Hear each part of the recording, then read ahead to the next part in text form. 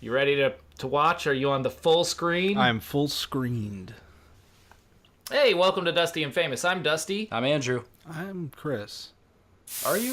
In Technicolor. We're making basic cabinet carcasses for our 3D printers. Chris got me into 3D printing, and part of his punishment for that is building his own cabinet.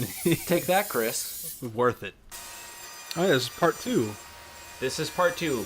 Though I'm not going to call it Concrete Tabletop Part 2. I'm going to call it Stands for 3D Printers. Yeah. Actually, Chris did a lot more this time than he did the first time. He's starting to get a lot more comfortable with some of the larger tools in the shop. Well, wasn't most of the responsibilities last time was just to watch cement dry? That valid. Sorry, Chris.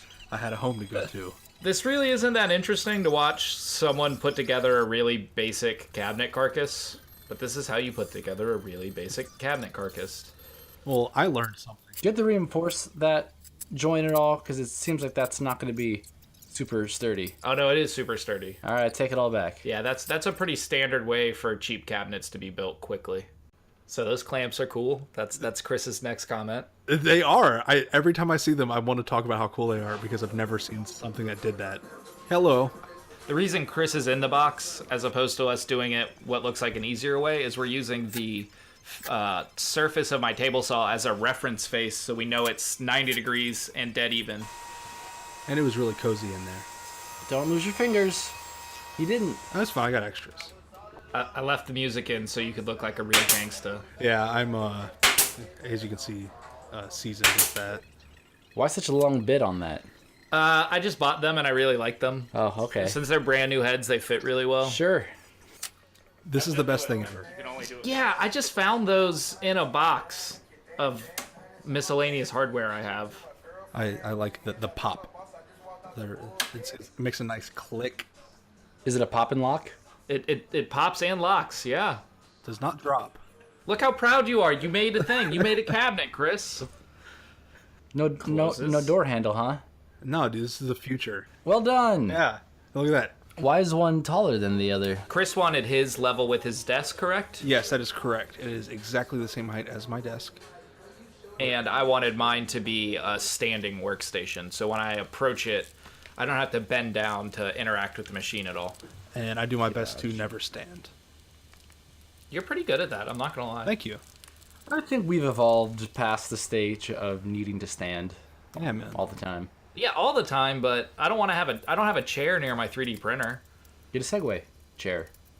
Do they make Segway chairs This yet? is a wheelchair. Oh, Yeah, that's just Yeah. a wheelchair. Well, there's like... Hover around. What do you mix in there? That's drywall, mud, Okay. plaster. Why?